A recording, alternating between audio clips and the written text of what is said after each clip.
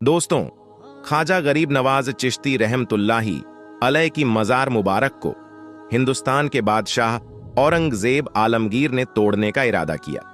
बादशाह औरंगजेब को वलियों के बारे में यह गलतफहमी थी कि मरने के बाद मज़ारों में उन्हें जिंदा किया जाता है। अपनी इसी वहम को दूर करने के लिए बादशाह औरंगजेब ने एक दिन गरीब नवाज की जियारत करने के लिए अजमेर शरीफ पहुंचे और जब अजमेर शरीफ पहुंचे तो अजमेर पहुंचकर औरंगजेब ने अपने काजी से कहा कि चलो मान लेता हूं कि गरीब नवाज अल्लाह के वली है, मगर मैं तभी मानूंगा जब मैं उनको सलाम पेश करूंगा और मुझे सलाम का जवाब मिलेगा। अगर मुझे सलाम का जवाब नहीं मिला तो मैं मज़ार शरीफ को तोड़ दूंगा। औरंगजेब आलमगीर जब मज़ार पर पहुंचे तो वहां पर उन्हें एक अदना सा शख्स बैठा हुआ दिखाई दिया।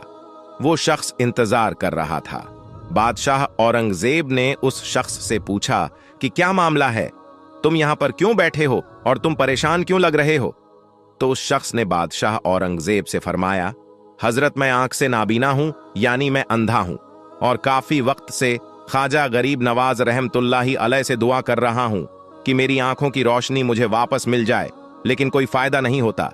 मैं काफी वक्त से यहां पर हाजिरी दे रहा हूं और रो रो कर दुआ भी कर रहा हूं कि या अल्लाह, अपने इस वली के सदक्के मेरी आंखों की रोशनी मुझे अता कर दे, मगर आज तक मुझे कोई फायदा नहीं हुआ, यानी मेरी आज तक कोई हाजिरी और दुआ कबूल नहीं हुई। तो बादशाह औरंगजेब ने उस अंधे शख्स से कहा कि मैं मज़ार पर सलाम पेश करने के लिए जा रहा हूं और जब मैं वापस आऊं और तब तक अगर तेरी आंखों की रोशनी तुझे वापस ना मिली तो मैं तलवार से तेरी गर्दन उड़ा दूंगा। इतना सुनते ही वह अंधा आदमी बहुत ही ज्यादा परेशान हो गया और बहुत ज्यादा गमगीन हो गया और वो अंधा आदमी सोचने लगा कि अब क्या होगा। अब तक तो मेरी आंखों की रोशनी नहीं थी, लेकिन अब मेरी गर्दन भी उड़ा दी जाएगी।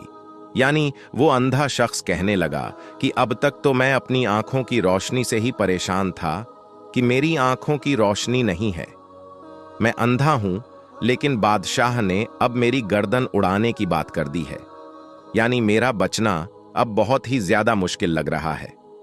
फिर उस अंधे आदमी ने जोर जोर से रोना शुरू कर दिया और तड़प तड़प कर ख्वाजा गरीब नवाज से फरियाद किया। और जब बादशाह औरंगजेब ने ख्वाजा गरीब नवाज को सलाम पेश किया, यानी जब बादशाह औरंगजेब मज़ार के पास पहुंचे और मज़ार के पास जाकर उन्होंने सलाम किया तो मज़ार में से कोई जवाब नहीं मिला। जब बादशाह औरंगजेब ने एक बार सलाम किया तो जवाब नहीं मिला। फिर बादशाह औरंगजेब ने दूसरी बार सलाम किया, फिर भी सलाम का जवाब नहीं मिला। लेकिन जब तीसरी बार औरंगजेब ने अस्सलामु अलैकुम व रहमतुल्लाही बरकातु कहा तो अंदर से आवाज आई कि वालेकुम सलाम व रहमतुल्लाही व बरकातु। और फिर मज़ार शरीफ से आवाज आती है कि ये बादशाह औरंगजेब, दोबारा ऐसी जिद न करना, क्योंकि तुम्हारी जिद की वजह से मैं इस अंधे की आंखों की रोशनी लेने अर्शे इलाही पर गया था और इसी वजह से तुम्हारे सलाम के जवाब देने में देरी हो गई। सुभान अल्लाह। दोस्तों, ख्वाजा गरीब नवाज की करामत को देखने के बाद बादशाह औरंगजेब आलमगीर रहमतुल्लाही अलैह एक अल्लाह की वली बन गए। अल्लाहू अकबर। तो मेरे दोस्तों, ये शान होती है अल्लाह के वलियों की। ये वाकया होना था कि बादशाह औरंगजेब रहमतुल्लाही अलैह एक बहुत ही बड़े अल्लाह के वली बन गए, जिन्होंने एक किताब भी लिखी है, फतावा ए आलमगिरी। बड़े बड़े मसाइल इसी किताब से हल होते हैं। मेरे दोस्तों, जब ख्वाजा गरीब नवाज रहमतुल्लाही अलैह अजमेर शरीफ पहुंचे तो उस वक्त एक मंदिर था जो अजमेर का सबसे बड़ा मंदिर था, और यह मंदिर सिर्फ राजा और रानियों की इबादत के लिए खास था। और उस मंदिर के साथ ही एक तालाब भी था, जिसको हम और आप अना सागर के नाम से जानते हैं और पहचानते हैं। हिंदू इस तालाब के पानी को बहुत ही ज्यादा पवित्र यानी पाक साफ मानते थे। उनका मानना था कि जो भी इस तालाब में नहा लेगा उसके सारे गुनाह झड़ जाएंगे। कहते हैं कि इस मंदिर में रात को इतने चिराग जलते थे कि हर रात 3.5 मन तेल उन चिरागों में इस्तेमाल होते थे। अगल बगल के कई देहाती इलाके मंदिर के नाम थे, यानी उन देहात की आमदनी मंदिर पर खर्च होती थी। उस मंदिर में हजारों लोग रहते थे, जिनका काम आने वालों की सेवा और देखभाल करना था कि कौन सा खुदा बेटा देता है, कौन सा देवता सेहत और तंदुरुस्ती का मालिक है, और किस मूर्ति की पूजा से दौलत की बारिश होती है। हजरत ख्वाजा गरीब नवाज रहमतुल्लाही अलैह उस मंदिर के पास चले गए और अना सागर से कुछ दूरी पर चटाई बिछाकर अपने मुरीदों के साथ बैठ गए और उसी वक्त असर का वक्त हो गया। लिहाजा आप रहमतुल्लाही अलैह ने हजरत कुतुबुद्दीन बख्तियार काकी रहमतुल्लाही अलैह से अजान देने को कहा। कुफ्र शिर्क के गढ़ अजमेर में अल्लाह की वहदानियत और मोहम्मद सल्लल्लाहु अलैहि वसल्लम की रिसालत का ये पहला ऐलान था। वो लोग इस्लाम को नहीं जानते थे कि इस्लाम क्या है। चुनांचे अजान की आवाज सुनकर वह हैरान हो गए और अपने घर से निकल आए। सब मुसाफिरों ने अना सागर के पानी से वजू किया और नमाज पढ़ना शुरू किया। सब हिंदू हैरान रह गए कि सब भगवान तो अंदर हैं, तो फिर ये लोग किस भगवान को पुकार रहे हैं। जब शाम हो गई तो फिर ये लोग किस भगवान को पुकार रहे हैं। जब शाम हुई तो राजा के ऊंट जो दिन में चरने के लिए गए हुए थे अपने चरवाहों के साथ वापस आने लगे। इत्तफाक से जहां ख्वाजा गरीब नवाज रहमतुल्लाही अलैह अपने साथियों के साथ बैठे हुए थे, वो जगह राजा के ऊंटों के बैठने की जगह थी। चरवाहों ने ख्वाजा गरीब नवाज रहमतुल्लाही अलैह से कहा, उठो बाबा, ऊंटों के बैठने की जगह खाली करो। आप रहमतुल्लाही अलैह ने फरमाया, इतना बड़ा मैदान पड़ा है, ऊंट तो कहीं भी बैठ सकते हैं, क्यों मुसाफिरों को तंग करते हो। लेकिन वह ना माने और जिद कर रहे हैं कि ऊंट इसी जगह पर बैठेंगे। आखिर उन्होंने बहुत बदतमीजी से कहा, ये राजा के ऊंटों के बैठने की जगह है और इधर राजा के ऊंट ही बैठेंगे। तुम लोग कहीं और डेरा लगाओ। आखिर आप रहमतुल्लाह ने उठते हुए हजरत कुतुबुद्दीन बख्तियार काकी रहमतुल्लाह से फरमाया, उठो कुतुबुद्दीन ये कह रहे हैं कि ऊंटों के बैठने की जगह है, तो चलो ऊंट ही बैठे रहेंगे। ये कहकर आप रहमतुल्लाही अलैह ने अपने साथियों के साथ वहां से उठ गए। अगली सुबह जब ऊंटों को चराने का वक्त आया और उनको चराने के लिए जाने लगे तो चरवाहों ने ऊंटों को उठाना चाहा, लेकिन पता नहीं ऊंट तो उठने के काबिल ही नहीं थे। उन्होंने ऊंट को मार मार कर जबरदस्ती उठाना चाहा, लेकिन वो बैठे ही रहे। चरवाहे बहुत ज्यादा परेशान थे कि जो ऊंट उनके एक इशारे पर उठ जाते थे, आज क्या हो गया है, क्यों नहीं उठ पा रहे हैं। आखिर उन्हें याद आया कि कल उस मुसाफिर फकीर ने कहा था कि चलो ऊंट ही बैठे रहेंगे। लोग इकट्ठा होना शुरू हो गए।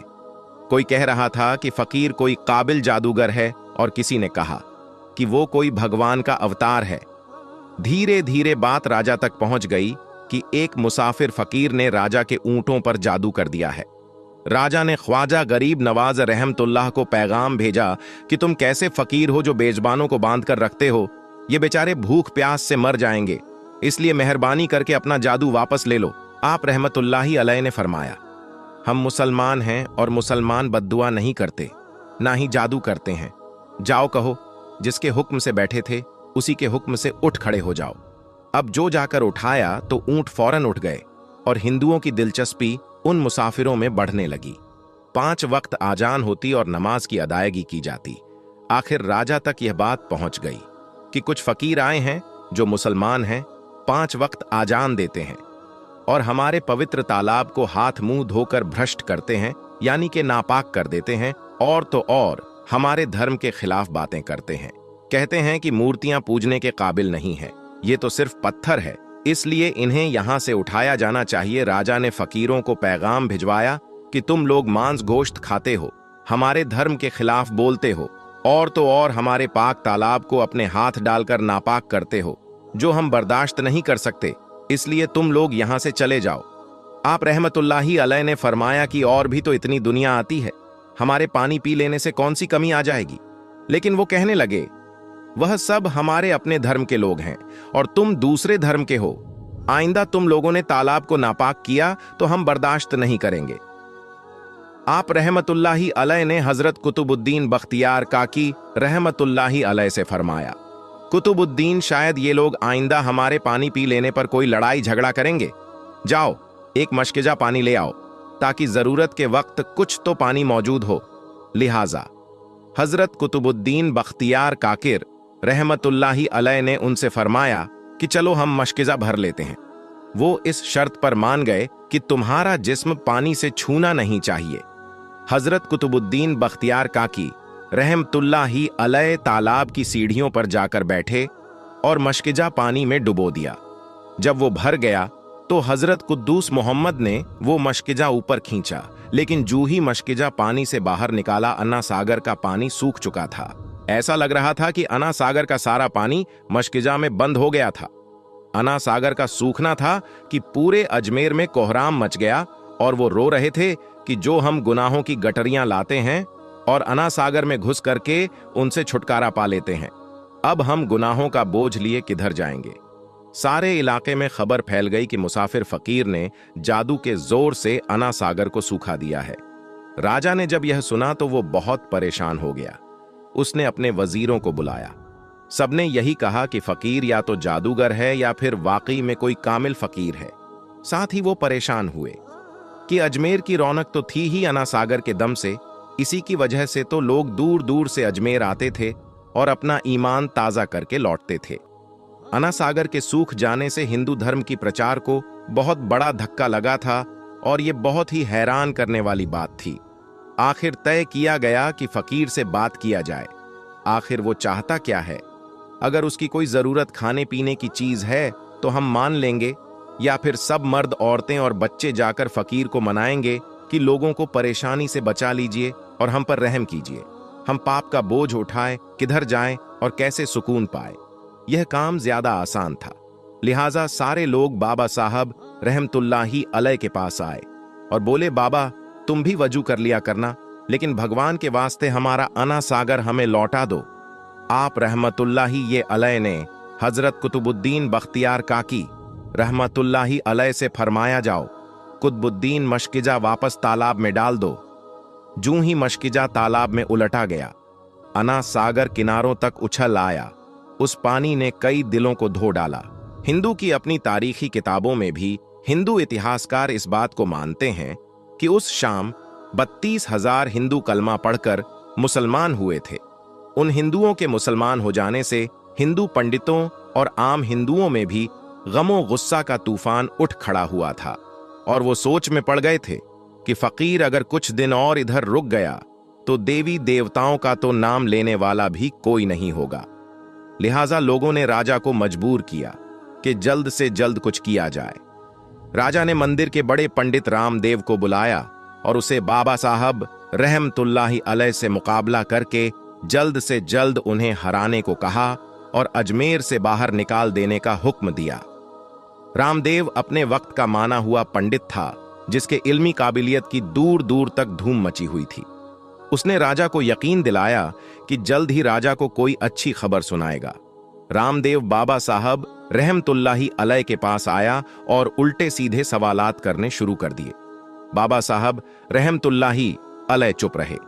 जब रामदेव ने हद से बढ़कर शोर मचाना शुरू किया तो बाबा साहब रहमतुल्लाह ने उसकी तरफ आंख उठाई और मुस्कुराकर फरमाया, रामदेव तू शोर मचा रहा है और मैं तेरे माथे पर ईमान का नूर चमकता देख रहा हूं। इस निगाह और इस लहजे में ना जाने क्या जादू था कि रामदेव कदमों में गिर गया और रोते हुए बोला, बाबा जिस धर्म के तुम हो उसी धर्म में मुझे भी शामिल कर लो। सब लोग जो ये सब देख रहे थे देखते ही रह गए, हैरान थे, परेशान थे कि ये क्या हुआ। जो खरीदने आया था वो खुद बिक चुका है, जो जीतने आया था वह हार चुका है। पंडित रामदेव खुद ख्वाजा गरीब नवाज रहमतुल्लाह के हाथों पर मुसलमान हो चुका था। सुभान अल्लाह। दोस्तों, ये अल्लाह वालों की शान होती है। जब वो अल्लाह के हो जाते हैं तो सारी दुनिया उनकी हो जाती है। आज की वीडियो में हम अल्लाह के एक ऐसे बरगुजीदा बंदे के बारगाह की जियारत करेंगे और उनकी करामात के बारे में मालूमात हासिल करेंगे कि जिनकी बारगाह में हाजिरी देने से और उनके वसीले से दुआ मांगने से हर मुराद पूरी होती है। और अगर आप इस वीडियो को देख रहे हैं तो आप बहुत ही ज्यादा खुशकिस्मत हैं, क्योंकि आज की वीडियो में हम उनके बारगाह की जियारत करने वाले हैं और उनकी बारगाह में अल्लाह तबारक व तआला से हिंदुस्तान के हर मुसलमान के लिए दुआ करेंगे। हर परेशानी, बीमारी, रोजी रोटी और हर मुसीबत के लिए तो आप इस वीडियो को देखकर आपके जो मुराद हों उसे मांग लें।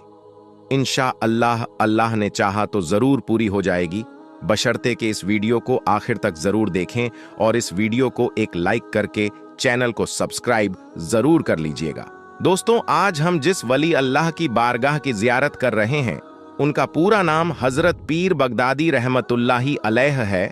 और दोस्तों, उनका आस्थानाए मुबारक महाराष्ट्र के शहर मुंबई के इलाके दादर कबूतर खाने में मौजूद है। ये दरगाह शरीफ जहां पर मौजूद है, वहीं सामने एक मंदिर भी है। लेकिन दोस्तों, इस जगह हिंदू मुसलमान के भाईचारा और अमन मोहब्बत की एक मिसाल है। और कहा जाता है कि लोगों ने देखा है कि जब पूरे मुंबई में हिंदू मुसलमान के नाम पर फसादात हुए, उस वक्त इस बारगाह के सामने कुछ भी नहीं हुआ था। मतलब ये कि यहाँ पर एक तरफ मंदिर है तो दूसरी तरफ मस्जिद और दरगाह है, लेकिन अल्लाह के फजल और हजरत पीर बगदादी रहमतुल्लाह के सदके यहाँ कोई फसाद नहीं हुआ। सुभान अल्लाह। और दोस्तों, हजरत पीर बगदादी रहमतुल्लाह की बारगाह एक ऐसी बारगाह है जहां पर परेशान हाल को परेशानी से नजात मिलती है, बीमार को शिफा मिलती है, और जो लोग बेरोजगार हैं उनको यहां पर उनके सदके रोजगार मिलता है। अक्सर लोग कारोबार या जॉब में जाने से पहले उनकी बारगाह में हाजिरी देने आते हैं और फैज़याब होते हैं। तो दोस्तों, आइए इस वीडियो के जरिए हम भी अल्लाह की बारगाह में और हजरत पीर बगदादी रहमतुल्लाह के वसीले से दुआ मांगते हैं। अल्लाह रब्बुल इज्जत की बारगाह में दुआ है कि अल्लाह तबारक व ताला उसके हबीब हजरत मोहम्मद के सदके और हजरत पीर बगदादी रहमतुल्लाह और तमाम औलिया अल्लाह के वसीले से हम सबको मुकम्मल इश्क रसूल अत्ता फरमाएं और सबके ईमान की हिफाजत फरमाएं और सबको नेक अमल करने की तौफीक अता फरमाएं, और जो लोग बीमार हैं उन्हें शिफाए कामिल अता फरमाएं, और जो लोग कर्ज में डूबे हुए हैं उन्हें कर्ज से नजात अता फरमाएं, और जो लोग परेशान हाल हैं उनकी परेशानी को दूर अता फरमाएं, और जो लोग बे औलाद हैं उन्हें नेक सोलेह औलाद नसीब फरमाएं, और जिन लोगों को रिश्ते नहीं आ रहे हैं उन्हें नेक सोलेह रिश्ते अता फरमाएं, और जिन लोगों ने जिन देखने वाले मुसलमान भाई बहनों ने दुआ के लिए कहा है, उन सब की तमाम जायज मकासिद को अल्लाह तबारक व ताला पूरा करे। दोस्तों, इस वीडियो के कमेंट में एक बार आमीन जरूर लिख दें। क्या पता किसका आमीन कहना अल्लाह तबारक व ताला की बारगाह में कबूल हो जाए। और दोस्तों, हजरत पीर बगदादी रहमतुल्लाह का जो अस्थानाए मुबारक है, ये महाराष्ट्र के मुंबई के इलाके दादर कबूतर खाने में मौजूद है। तो जो भी हमारे भाई बहन इस मजार की जियारत करना चाहते हैं वो जियारत कर सकते हैं। दोस्तों, अब हम आपको मुंबई की एक और करामाती दरगाह के बारे में बताएंगे, इसीलिए इस वीडियो को आखिर तक देखते रहिएगा। दोस्तों, हजरत बिस्मिल्लाह शाह बाबा रहमतुल्लाह की मजार महाराष्ट्र के शहर है मुंबई के इलाके Saint George CST railway station पर मौजूद है। आपका पूरा नाम हजरत सईद बिस्मिल्लाह शाह कादरी रहमतुल्लाह है। आप आले रसूल हैं। आप मुल्क अरब से हिंदुस्तान तशरीफ लाए और महाराष्ट्र के शहर मुंबई के इलाके में सकूनत पजीर हुए। आप बड़े ही परहेजगार आबिदो जाहिद थे। आप बड़े ही जलीलुल कद्र वली कामिल हैं। आपका आस्थानाए मुबारक मुंबई के CST रेलवे स्टेशन पर प्लेटफार्म नंबर 15 पर मौजूद है। इसलिए लोग जब भी सफर करने के लिए जाते हैं तो आपकी बारगाह में इस अकीदत के साथ हाजिर होते हैं कि जब भी सफर के लिए निकले तो उनका सफर आसान हो और आपकी दुआ से उनका सफर खैरियत से हो।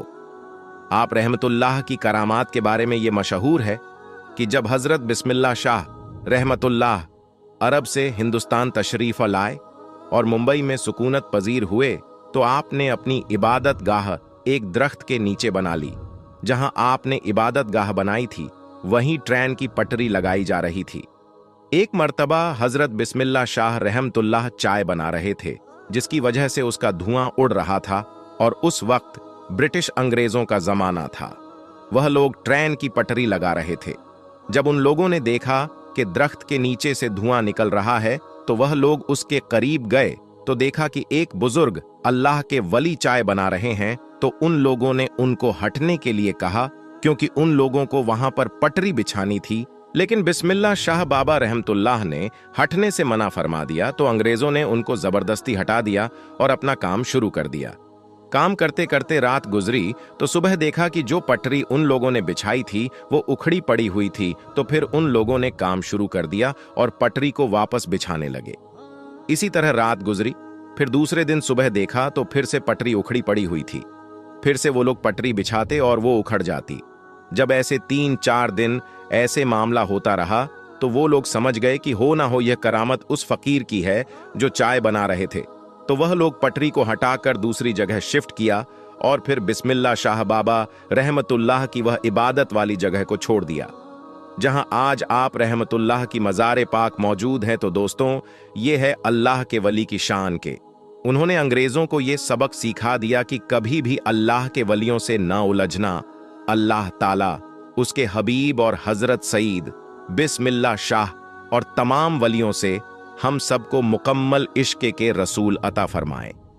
दोस्तों, रेलवे स्टेशन पर हुआ नमाज का बहुत बड़ा करिश्मा, जिसको सुनकर यकीनन आपका दिल और ईमान ताजा हो जाएगा। दोस्तों, आप सभी को बता दें कि एक अल्लाह के वली अपने चंद साथियों के साथ रेल का सफर कर रहे थे।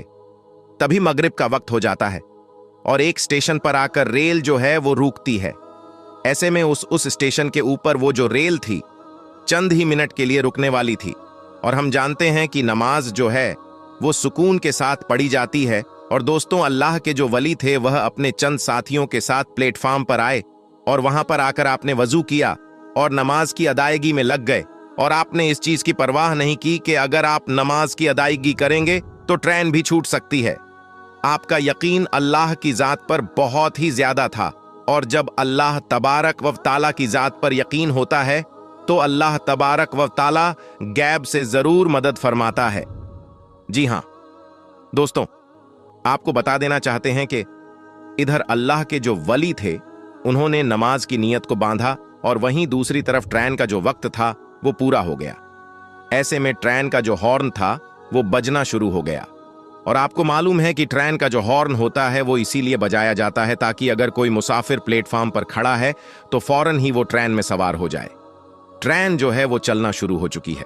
दोस्तों, ऐसे में अल्लाह के जो वली है बेफिक्र होकर अल्लाह की रजा के लिए नमाज की अदायगी कर रहे थे। ऐसे में दोस्तों, उधर रेलवे मास्टर ने जब इंजन को स्टार्ट किया चलाने के लिए, दोस्तों वो लाख कोशिश करता रहा लेकिन ट्रेन 1 इंच भी आगे ना बढ़ सकी।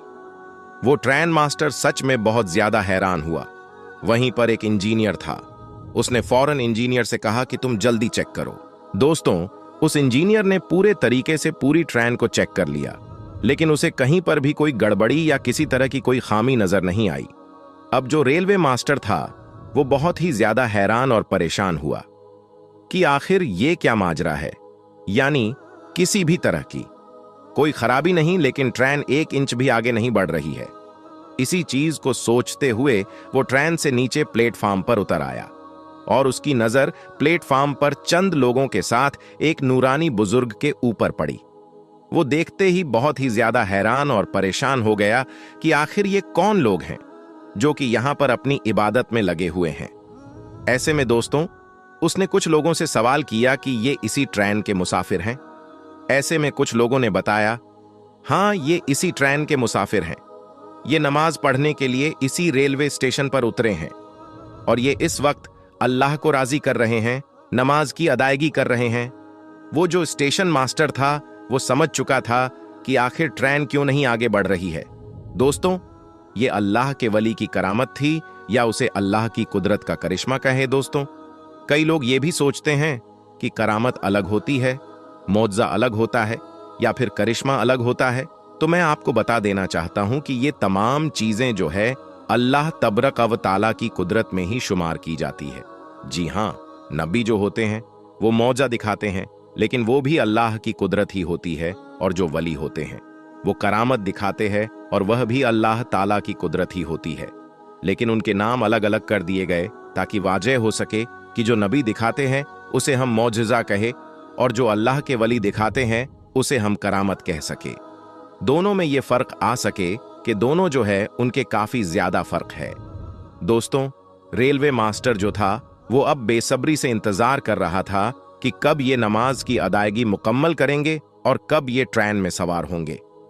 कहीं ऐसा तो नहीं कि इन्हीं लोगों की वजह से ट्रेन रुकी हुई हो और इसीलिए ट्रेन स्टार्ट ही नहीं हो रही हो। दोस्तों, थोड़ी देर के बाद जब अल्लाह के वली ने और साथ साथ उनके चंद साथियों ने जब नमाज की अदायगी मुकम्मल कर लिया तो ऐसे वक्त में स्टेशन मास्टर जो था वो आपके करीब आया और आकर कहने लगा कि आपका अंदाज और आपकी इबादत को देखकर मैं बहुत मुतासिर हुआ हूं। और यकीनन मुझे पूरा यकीन है कि हमारी ट्रेन इसीलिए स्टार्ट नहीं हो रही है क्योंकि आप नमाज की अदायगी कर रहे हैं। इसीलिए आप जल्द से जल्द ट्रेन में सवार हो जाएं। मुझे यकीन है कि आपके कदम रखते ही ट्रेन चलना शुरू हो जाएगी। और दोस्तों, यकीनन ऐसा ही हुआ। जैसे ही उन्होंने अपने कदम मुबारक ट्रेन के ऊपर रखे, ऐसे में वो ट्रेन जो थी वो चलना शुरू हो गई। यह अल्लाह के वली की करामत। बाज लोग इस करामत को आला हजरत की करामत बताते हैं तो कोई हुजूर ताजु शरिया की करामत बताता है। बहरहाल दोस्तों, ये करामत किसी की भी हो, लेकिन यहां पर एक सबक मिलता है कि नमाज किसी भी हालत में माफ नहीं, चाहे आप ट्रेन में ही क्यों ना हो। जी हां, नमाज मोमिन की मिराज है। नमाज मोमिन के लिए राहत है। नमाज मोमिन के लिए सुकून है। नमाज जो है वो हर मुसलमान के ऊपर यानी मोमिनों के ऊपर फर्ज की गई है। उसमें किसी भी तरह की कोई कोताही नहीं। यानी आप चाहे किसी भी हालत में हो, यानी अगर आप बीमार पड़ चुके हैं, अगर आप खड़े होकर नमाज नहीं पढ़ सकते तो उसमें बैठकर नमाज पढ़ने का हुक्म है। अगर आप बैठकर भी नहीं पढ़ सकते तो ऐसे वक्त में आपको लेटकर पढ़ने का हुक्म है। अगर आपकी ऐसी हालत भी जिस्म का नहीं है तो आप आंखों के इशारे से नमाज पढ़ सकते हैं। यानी नमाज जो है वो किसी भी सूरत में माफ नहीं। दोस्तों, अगर अल्लाह तबारक व ताला से बात करना चाहते हो तो नमाज की हालत करें, और अगर चाहते हैं कि अल्लाह से बात करें तो ऐसे वक्त में कुरान मस्जिद की तिलावत करें। दोस्तों, नमाज में यकीनन बड़ी बरकतें हैं। नमाज यकीनन मोमिनों के लिए एक बहुत बड़ा तोहफा है। जी हां, एक ऐसा तोहफा है जिसे नबियों के इमाम हजरत मोहम्मद मुस्तफ़ा अल्लाह से मुलाकात करके लेकर आए हैं। यानी तमाम चीजें जो है वो आपको दुनिया में ही दे दी गई हैं, लेकिन नमाज एक तोहफा है जो अल्लाह ने अपने महबूब को अपने पास बुलाकर अता किया। तो यकीनन ये एक बहुत बड़ी नियामत है हमारे लिए। यकीनन नमाज हमें 5 वक्त की अदा करनी है, लेकिन दोस्तों, नमाज के बड़े करिश्मे भी हैं। दोस्तों, अगर आपको मालूम हो तो जो नमाज पढ़ते हैं वो यकीनन हमेशा पाक ही रहते हैं। जो नमाज पढ़ते हैं उनके चेहरे पर नूर रहता है। जो नमाज पढ़ते हैं उनके जिस्मानी बीमारियां जो है उनसे कोसों दूर रहती है। यहां तक कि जो नमाज पढ़ते हैं वो हर तरीके की बुरी बलाओं से दूर रहते हैं, हर तरीके की गंदी चीजों से दूर रहते हैं। दोस्तों, यकीनन नमाज में बड़ी बरकतें हैं। जो पढ़ते हैं उनसे जाकर पूछिए कि नमाज में कितना सुकून है। आज दुनिया वाले दर दर भटक रहे हैं, उन्हें थोड़ा सुकून मिल जाए। लेकिन दोस्तों, अल्लाह तबारक व ताला ने फरमाया कि अगर तुम्हें सुकून चाहिए तो नमाज पढ़ो, मस्जिद की तरफ आओ। लेकिन आजकल के मुसलमान इन तमाम ही चीजों से कोसों दूर हैं। आज की वीडियो में बस इतना ही। मिलते हैं एक फिर नई वीडियो के साथ। तब तक आप अपना और अपनों का बहुत ज्यादा ख्याल रखिएगा। अल्लाह हाफिज।